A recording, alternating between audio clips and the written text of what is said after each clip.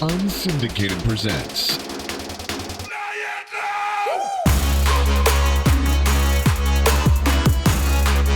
Off the Air with Sean Belegian.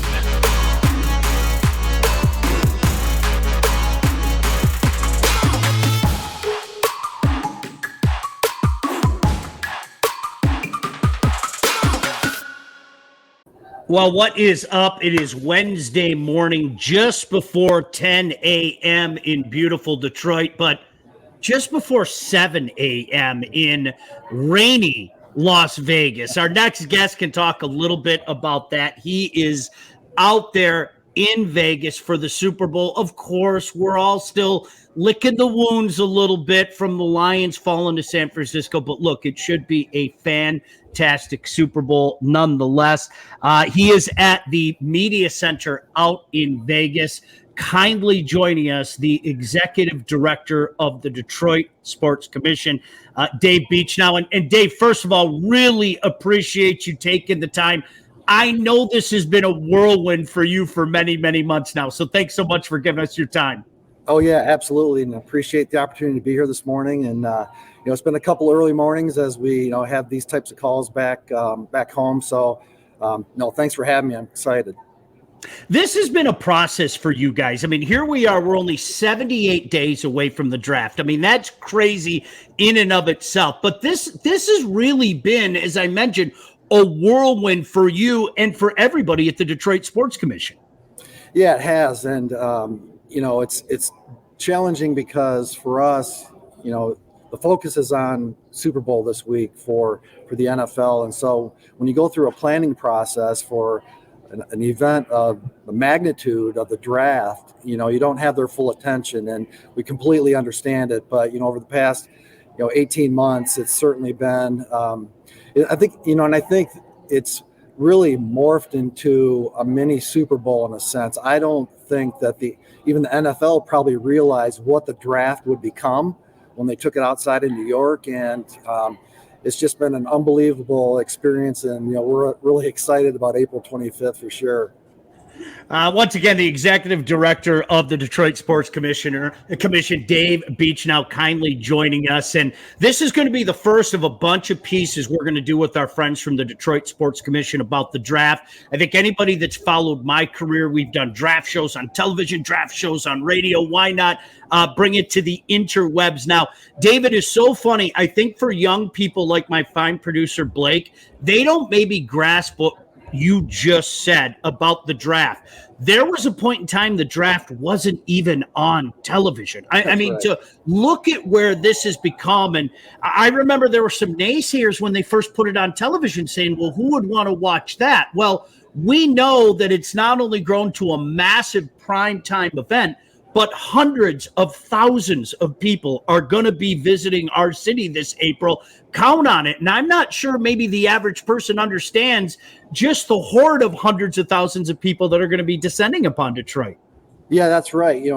Not only just the rabid Lions fans that will be, infiltrating downtown Detroit, but I think what makes us unique, compared to Kansas City or even Las Vegas, you've got 5 NFL markets within, a 2 to 5 hour drive. And so we're expecting a huge influx of Bears fans, Colts, Bengals, Browns, even, Pittsburgh's 5-6 hours. And so it's very drivable. And I think what everyone will see is jerseys from all 32 teams. And that's what really makes this event unique, not to mention that it's free and open to the public. That's awesome. I want to get to that because I know you guys are asking for everybody to get an app. And in this modern age, I mean, where we're having conversations, online, and apps are so important. But take me back to the beginning, Dave. How did this process start? I know it was you. It was everybody from the Detroit Sports Commission. It was so many community leaders. But how did you guys land the draft? Because in the NFL world, look, this is almost, and the key word is almost as big as landing a Super Bowl. We've had a couple Super Bowls here, but now to have the draft here, that's another feather in the cap. But take me back to the beginning. How did this process start? Yeah, it started probably 7 years ago, we took a couple, bites at the apple, so to speak, and many times you don't win the first time around, and we've experienced that. It's a very competitive environment that we work within, whether it's an NCAA championship, other major events.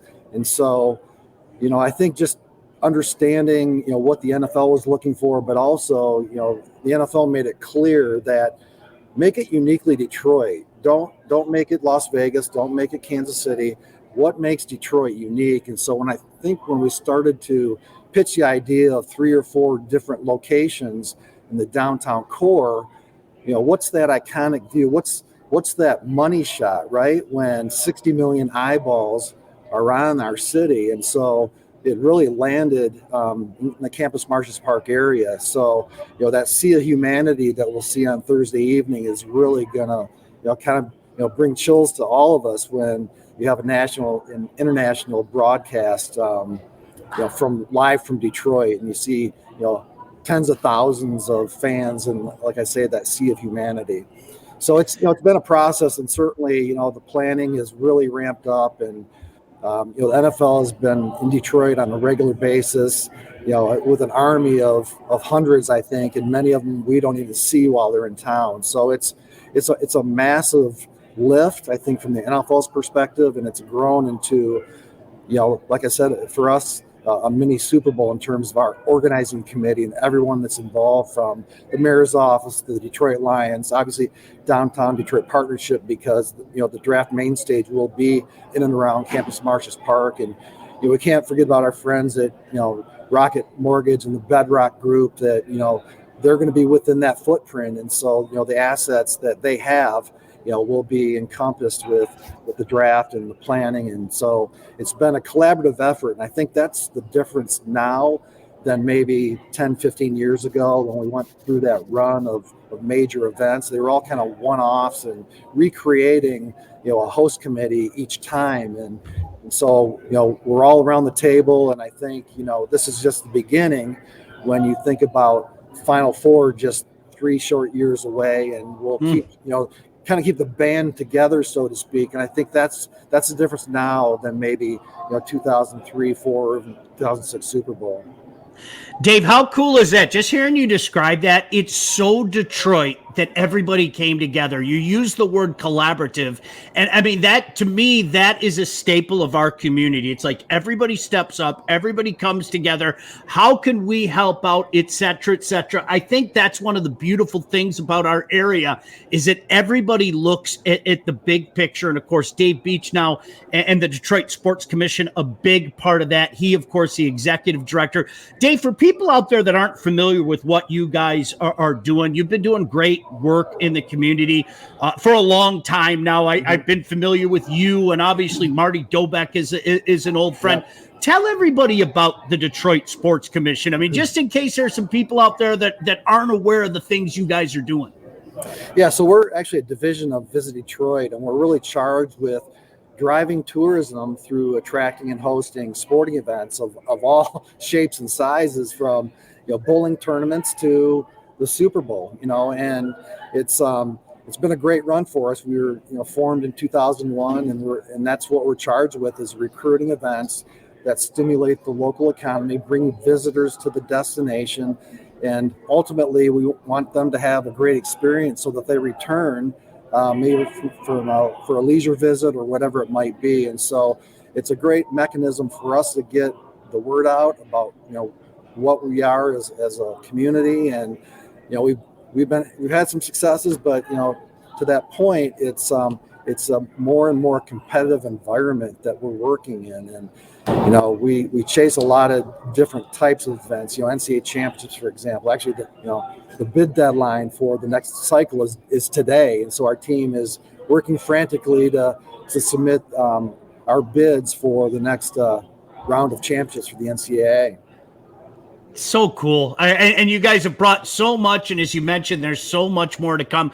You mentioned Visit Detroit. Make sure that you check out www.visitdetroit.com/2024 NFL draft, and tell everybody about the NFL One Pass, because Dave, it seems to me like that is absolutely positively a must have for people that are going to enjoy this incredible experience? Yeah, that's the place to go. So they need to download that to your phone. So it's NFL One Pass, and you've got to register there because that will allow you access into the NFL draft footprint. And it's also the place to go to get updated information. And sometime in March, that will start to populate as plans get finalized and the schedules get finalized, not only within the footprint, but other things that are going on around the downtown core. And we're working very diligently to be sure that we've got activations outside the perimeter, because as we talked about earlier, we expect a huge influx of NFL fans, not just from Detroit, but from around the Midwest and around the country for that matter. So at some point, we're going to hit capacity. So we want to make sure that everyone feels like they're a part of it and has the best experience possible when they come to Detroit. Like so many other things, Detroit, and once again, the executive director of the Detroit Sports Commission, Dave Beachnau, is kindly joining us. He from Las Vegas right now. Dave, like so many other things, Detroit, it isn't just about bringing a great event here. It isn't just about having the party, so to speak. It's about giving back as well. And you and everybody with Visit Detroit, there are so many ways that you guys are giving back in the process of having this great event for all the fans out there. Yeah, that's right. We always talk about economic impact, and that's important, but at the same time, community impact is equally as important to us. And so we've been very intentional about, when the circus packs up the tents and leaves town, what's left behind. And we wanted to be sure that there was a legacy from the NFL draft being in Detroit. And so we've actually identified two pillars. It's youth sports and literacy. And so we've partnered with two local organizations, Project Play and Beyond Basics. And we've made a significant contribution to each one of those to develop programs that will live long after the NFL leaves town. And that's a priority for us, not just for the draft, but moving forward. This is going to be a sustainable program that's, again, equally as important. I think a lot of, those rights holders and those governing bodies are looking for ways to have an impact beyond just the economics of it. So we couldn't be more excited about it. And it's a great opportunity for everyone who may not be able to come down to the draft, but in some way they can be touched by the NFL being in Detroit. Dave Beachnau, of course, Executive Director of the Detroit Sports Commission, joining us here, of course, on Off the Air. Tell us about the On the Clock tour as well. There are so many cool things going on, and that's certainly one of the things, Dave, that I think a lot of people are looking at. Yeah, and that's another way that we wanted to be very intentional in being sure that we were inclusive as an organization and as an organizing committee to touch different parts of not only the city of Detroit, but even around the region. And so we've identified, certain Saturdays where we're out promoting the draft, again, educating and informing on the activities that are taking place in and around the NFL footprint and the draft. And so it's been very well received, and we're excited about the opportunity to be able to do that. And so being able to touch local community centers and others around not only the city of Detroit, but like I said, the region is very important to us. Blake, I'm going to go to you for just a second because Dave, Blake, our fine producer, he's a draft beatnik just like me. This is one of those things you always saw other places have an event like this. For it to be in our own backyard, Blake, this is real now. I mean, we're 78 days away. Blake, I know you got to be fired up about it. It's going to be awesome to see how, because the NFL always does such a good job. And when the commissioner was speaking here a couple weeks ago, talking about he wants it to be very Detroit, and Dave just spoke about that too. Like, seeing Detroit in that light, it just always makes me happy. And putting the city on that pedestal is going to be, it's incredible. And like you were saying, the influx of people, it's like a game day times 32. Yeah, right? Yeah, that's right.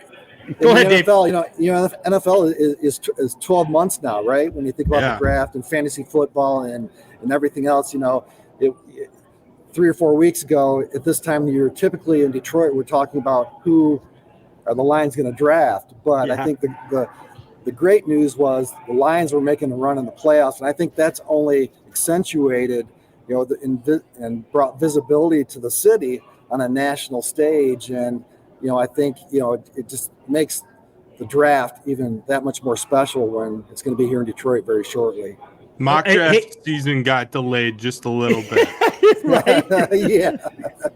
Hey, Dave, hearing Brad Holmes talk about it a couple days ago, took me to another level, because let's face it, part of the reason that mock draft season got delayed is because of the work that Brad did in the draft. And hearing him say what those of us who grew up around here know, how great this community is and how this community can have a party like no other, it really does add to the excitement of this. And I can't tell you how pleased we are to chat with you and to be talking about this overall. And once again, it's very important for people out there to know this. I have to get this out there. www.visitdetroit.com/NFL draft. Make sure you get the NFL One Pass app as well. Dave, before we let you go, because I know you're out in Vegas and you're busy, any final thoughts or things that people really, really need to know? No, I just think, again, reinforcing, the NFL One Pass, and, it's come down to Detroit, downtown Detroit, enjoy the experience. It's going to be awesome, and we couldn't be more excited and honored to have the opportunity to host the NFL Draft, one of their tentpole events, and we appreciate you guys and the work that you do and having us on. So thank you so much. Anytime at all, Dave. You guys are doing so much great stuff, not only to bring great events here, but as stated, in the community as well. Can't say enough about the executive director of the Detroit Sports Commission, Dave Beachnau, and the Detroit Sports Commission as a whole. We'll catch up soon. In the meantime, enjoy Vegas, Dave. Great. Thanks a lot, guys. Appreciate it. All right. Dave Beachnau kindly joining us here on the show. Blake, this is real. Like it was funny. I got a text from our buddy Kurt, who does a great job. I want to give him a shout out that helped us, get in touch with our friends at the Detroit Sports Commission. And when he said 78 days, I don't know what it was about that. It was like, dude, that's 11 weeks. And as you get older, I don't know if you're at that point yet. As you get older, you're like, that's nothing. It is going to literally be here before you know it. Yeah, it's gonna be crazy. It's gonna be awesome. I'm so excited for it. I'm hoping I can get down there a couple days. I think we're gonna try to find a way. I don't want to speak out of turn here, but I have a feeling we're going to be down there and we're going to be doing some things. If you're not too busy, because of course, I'm going to check the box here. It's almost like we should ring a bell every time I say this, Blake, just to make sure we got it covered. Blake, of course, is from the Mitch Albom Show on 760 WJR and Sports Rap. Ding, ding, ding. See, I got it. We're legally good now. But no, Blake, just messaging you to remind you. Yeah, see, I'm not that bright, but I'm not that dumb. See, no, but it'll be fun to do that. And to be honest with you, Blake, it is one of those things. I often go back to. I think you and I talked about this a couple of weeks ago, but it bears repeating. That massive humanity from one side of Grand Circus Park all the way to Ford Field. That walk that you and I had from Buddy's up. And I remember the Monday night game in 2011 against the Bears. That was as packed as I saw that area ever. It was insane. Now what you need to do, honestly, is multiply that probably by 12. Yeah. That's how crazy it's going to be down there. Because if you use as a base number, let's say 75,000 people for, going to a Lions game, not all of them going in. You're talking hundreds and hundreds of thousands of people that are going to descend on Detroit. It's insane when you think about it. There's not going to be much driving downtown. That's for sure. There's going to be a lot of walking. And I know you. I have always, I've always made the comment: the NFL always wins. Yes, the NFL always wins. And what I mean by it in this context, okay, is we are creatures of habit. And for years, the draft was Saturday afternoon and Sunday afternoon, right? And nerds like you and I. I did draft shows for years with Stoney. Nerds like you and I geek out. I mean, absolutely geek out. And you know what you're doing all day Saturday, and you know what you're doing all day Sunday. I went kicking and screaming when they made that the primetime event and decided to put it over 3 days. I did.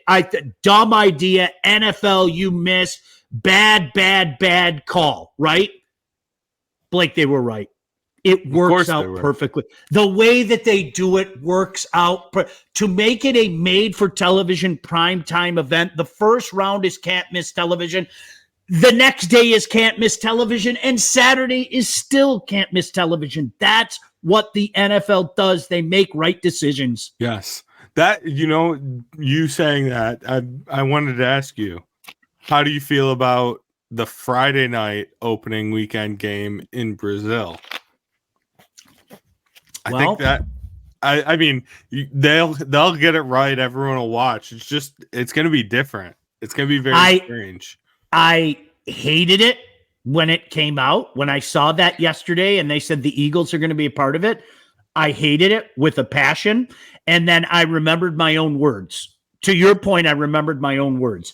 The NFL gets things right. I thought though that there was like some law that said they couldn't play on Fridays in the fall. The NFL is big. 2 p.m. That's why they did that Black Friday game at the time that they did. I'm sorry.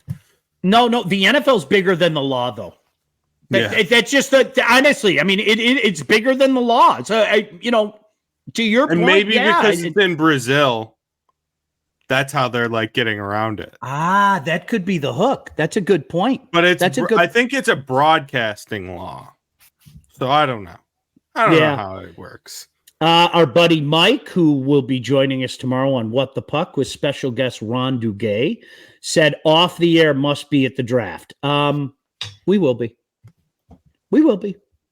I hope you will be too. I don't know how busy. I don't know how busy you're going to be. But I hope you will be, pal. Knowing the way my job goes, I'll be very busy, but I will make time. That's for sure. Okay. I don't like Mike though telling me where I need to and don't need to be, though. Just throwing that out there, Mike. It's really so. How many mock drafts have you done, Blake? The last couple of weeks, I confess to you, it was the day after the Lions game, I started doing them. I think I've made up for the missed number. By that time I had already done 5,000. I've been doubling my mock draft capacity on my phone. There's no doubt about that. And I think the interesting thing about it right now is I think I could speak for a lot of Lion fans here. In years gone by, the excitement was, who are we going to get early? Right? Maybe this guy can be a quote unquote franchise changer. Brad Holmes has basically taken it like a piece of paper and crumbled it up and thrown it in the garbage because we have seen him get value all over the draft now. Mm-hmm. And to me, that's what's exciting now. Like, Blake, don't get me wrong. Of course, you're always excited about who they might get late in the first round.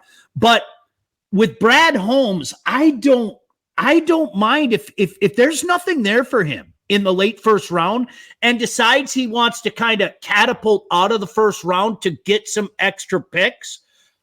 I'm totally cool with that because this guy has earned our trust. He's got a huge account open right now at the Bank of Trust. His cachet is huge right now.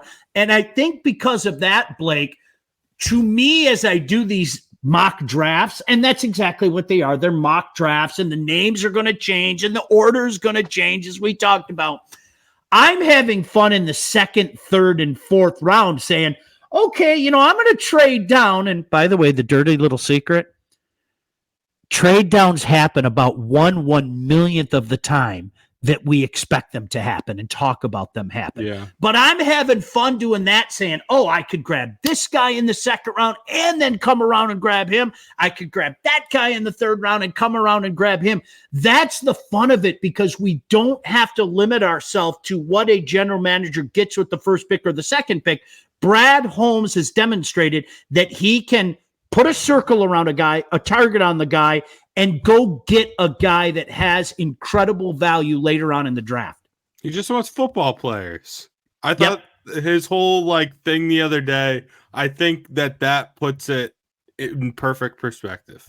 He wants football players. He wants guys that are going to fit the culture and be football players for Dan Campbell. And that's exactly what you want.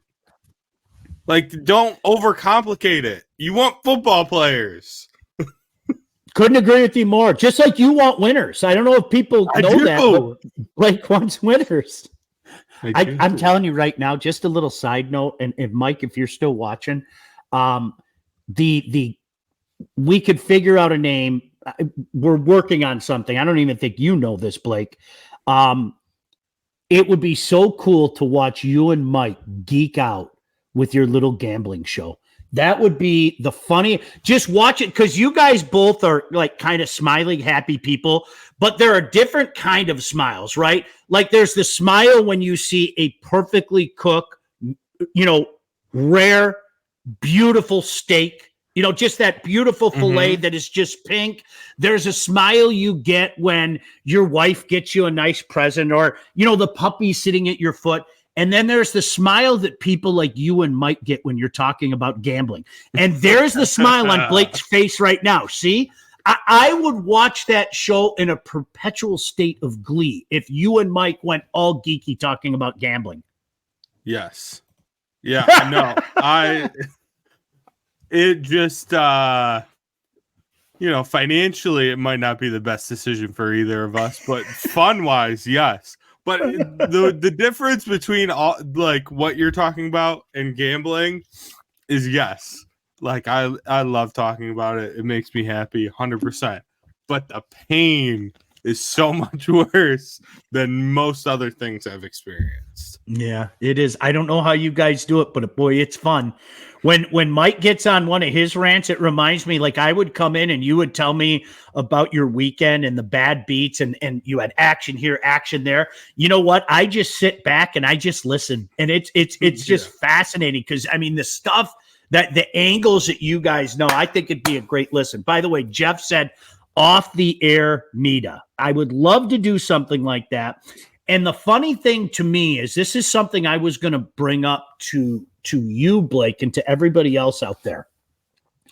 Can you think of a better day to have an all-day smoke?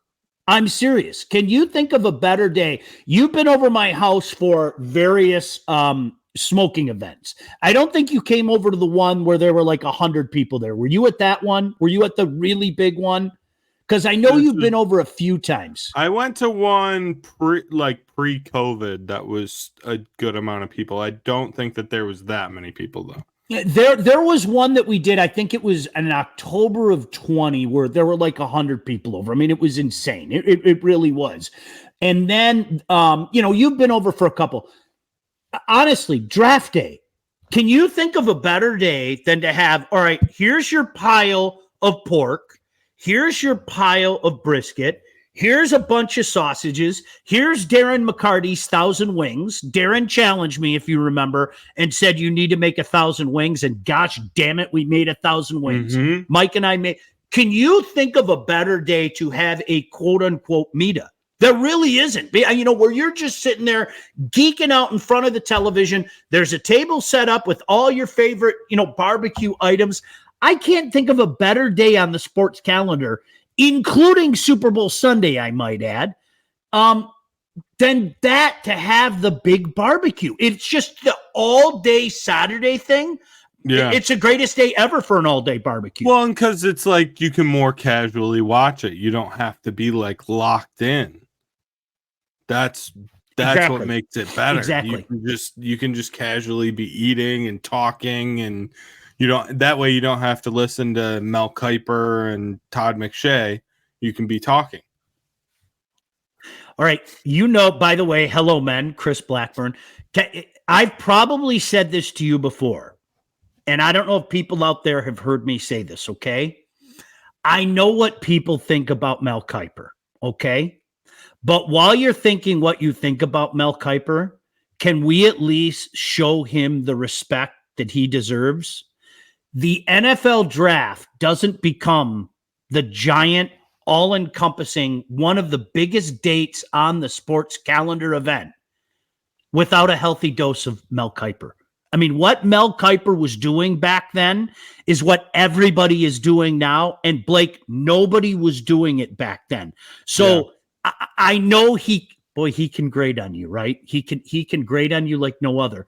But honestly, this made for television event, I'm serious when I say this, it doesn't become this event without Mel Kiper. I mean, Mel Kiper deserves a heck of a lot of credit for taking this draft next level. That's back in the day when ESPN very, very rarely got things wrong. Yeah. Now that's all they do. But no, I agree. And he's created a whole industry, literally the draft, guys. It's incredible. It's incredible. Thing. It's incredible. It's funny. So, our mutual friend, Scott Bischoff, and I'd love to get Scott on because this guy, obviously he's a scout and he is, in my opinion, I'm biased because he's my friend. He's the best. But, growing up doing this stuff, that was what Kiper was doing. Nobody did it. Nobody did it. And he has influenced, as you said, to your point, Blake, he has influenced so many people out there. Look on Twitter now, how many quote unquote draft experts there are. How many and I'm not saying that disparagingly, okay? You put work in, you deserve a tip of the cap. How many draft experts there are? How many guys that are putting out tape on this guy?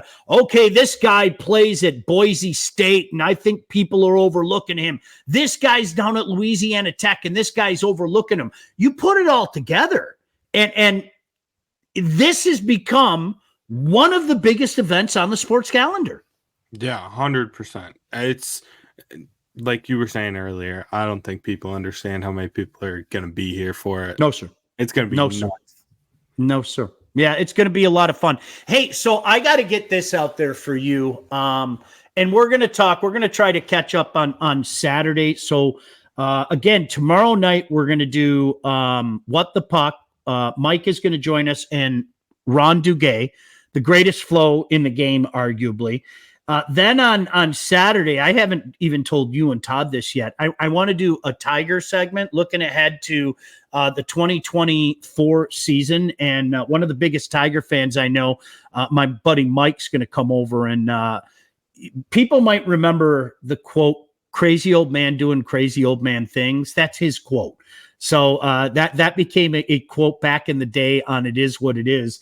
And then, Blake, you and I have to do Saturday afternoon, like a full-fledged Super Bowl show.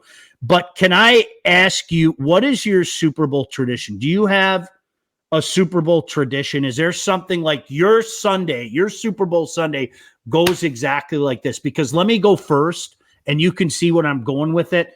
For me, and I think it started in 1989. I don't know for sure, but I think it was 1989.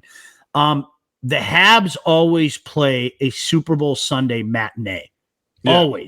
Always at home. So for me, my Super Bowl Sunday has always been the Habs game, which leads to, this is my daughter, the Puppy Bowl. I had to watch the Puppy Bowl with my daughter. That was, one of the things that we had to do every year. And that basically goes into the Super Bowl. So literally from about 1:00 in the afternoon until, 11 o'clock, 11:30, 12 o'clock at night, I'm sitting in front of the TV, enjoying life to the fullest. Okay. Mm-hmm. Do you have a tradition like that? Is there some kind of mandate that you must script, if you will, that you must follow on Super Bowl Sunday? I honestly don't. Really? It changes for me every year. Like this year, like in past years, I've done like a Super Bowl party. I've done big ones. I've done small ones. I've hosted people over for the Super Bowl. This year, I'm just literally watching it at home with the wife, and that's it. Like Good I'm for not you. doing anything.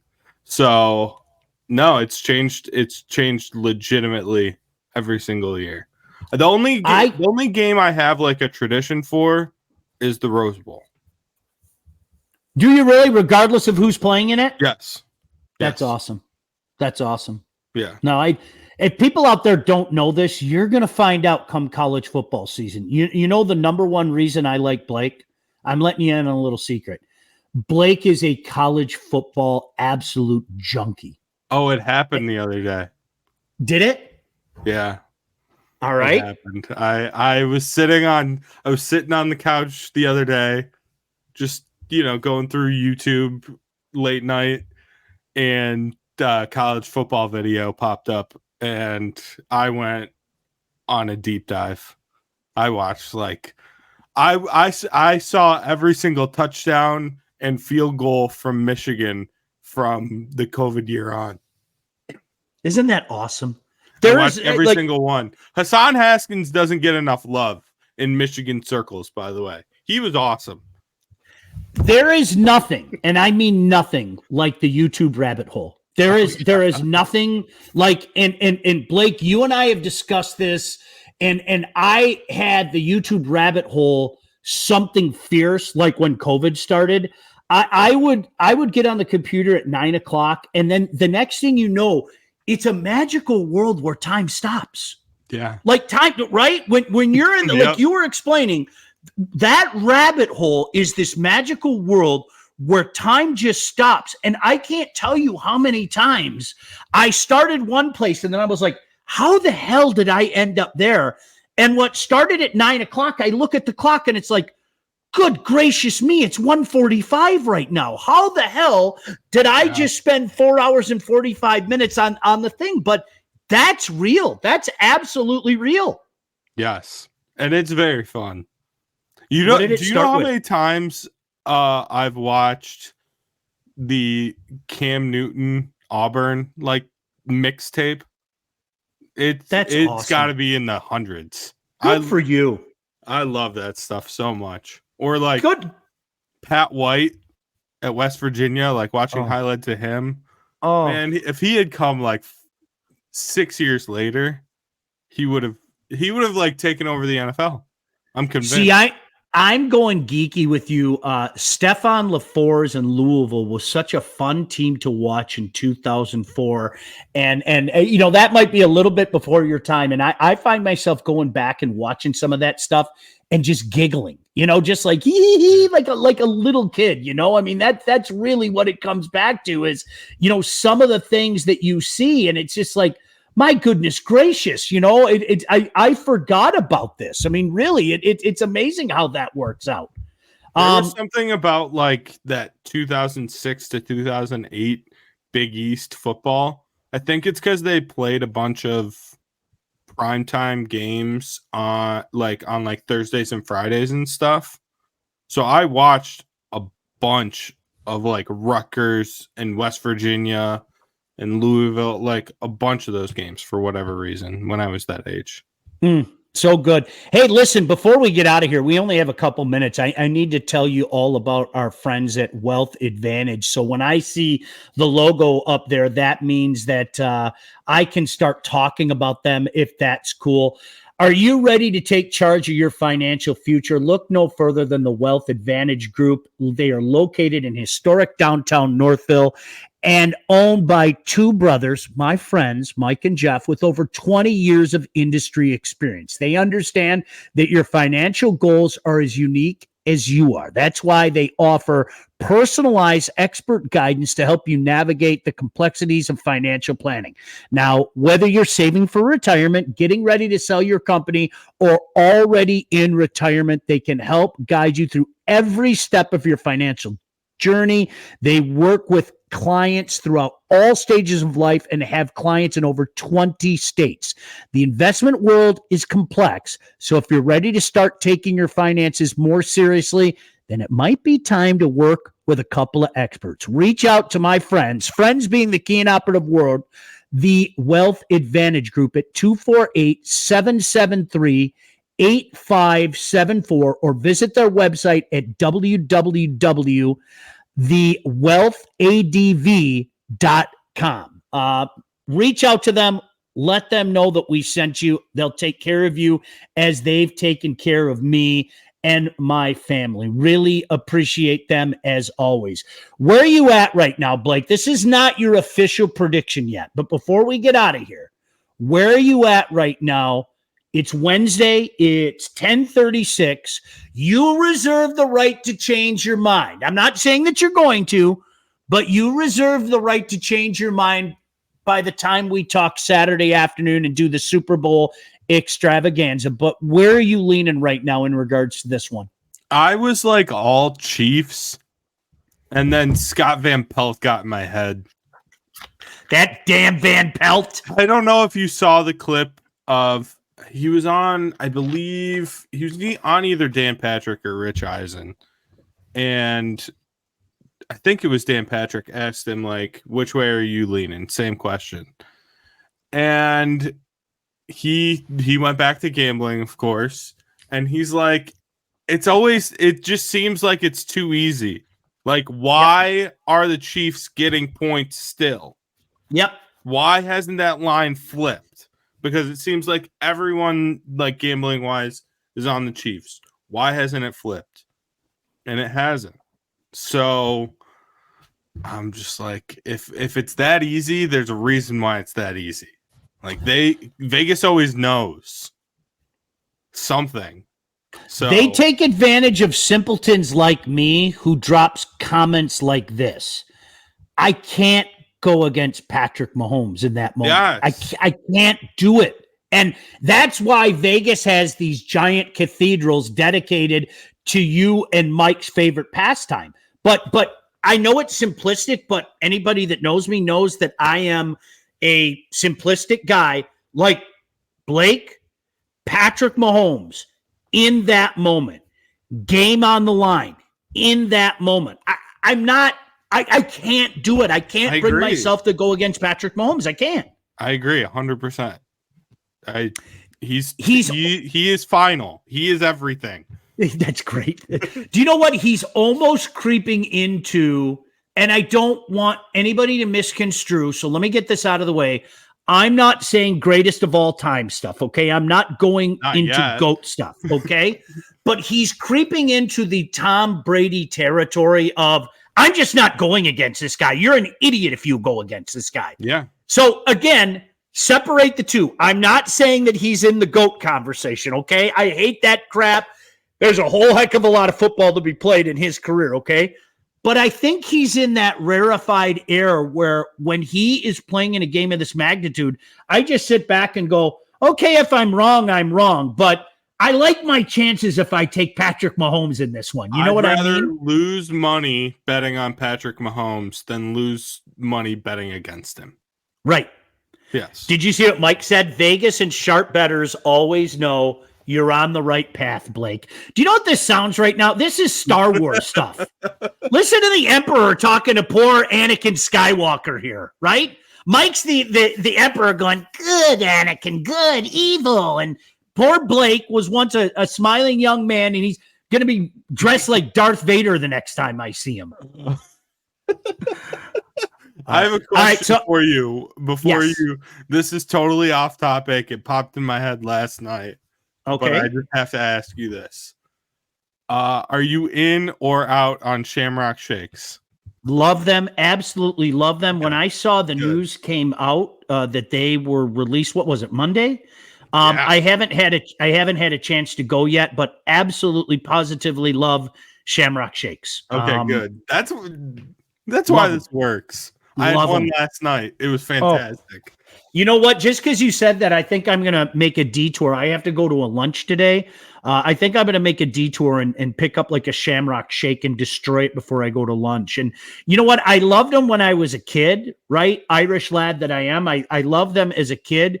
But the fact that my daughter like went absolutely bonkers over them when she was little, that was like a thing between my daughter and I. You know what I mean? That was like our thing. That was like, okay, it's time to go get a Shamrock Shake. So I think the next time I see her, I'm going to deliver a Shamrock Shake up to Michigan State for her. I love Todd, it. Todd said, by the way, I want to get this on there. Love those Vic and Young highlight reels. Ebs, I still laugh at Dan Fouts in that national championship game.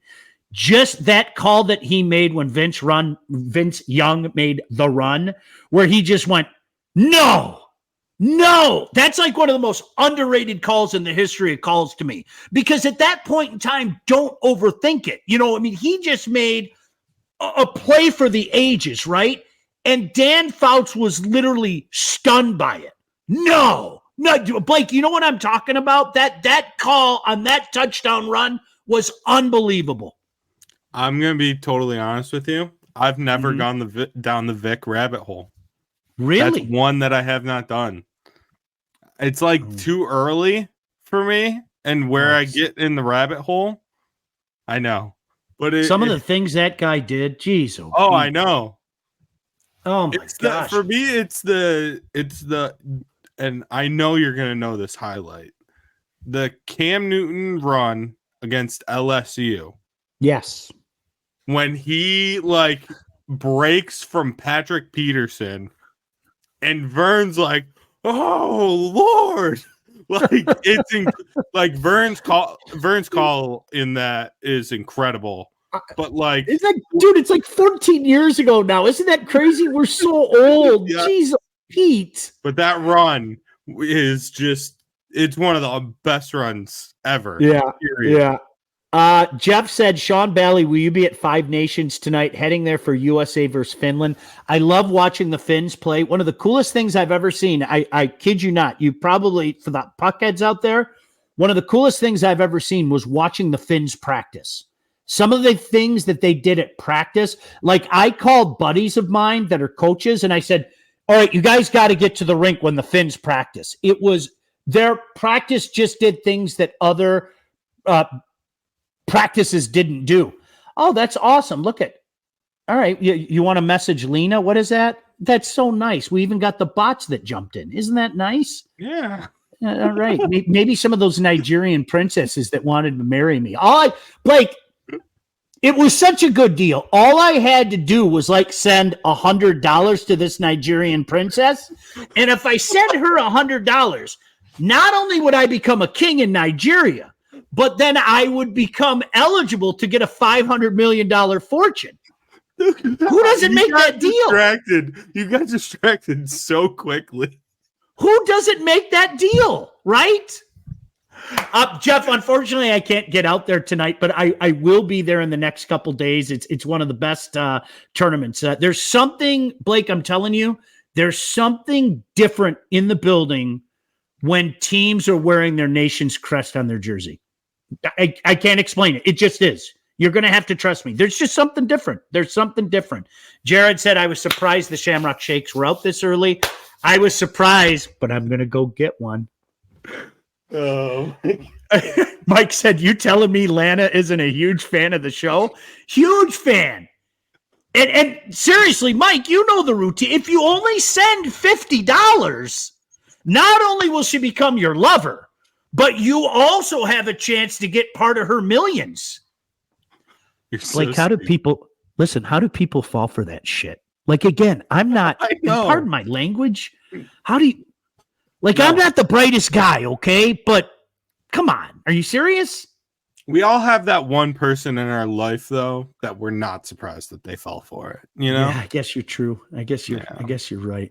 All right, we got to get out of here. Todd, thank you once again. Dave Beachnau and our friends at the Detroit Sports Commission, can't say enough about them. We are going to be doing a bunch of stuff in conjunction with them.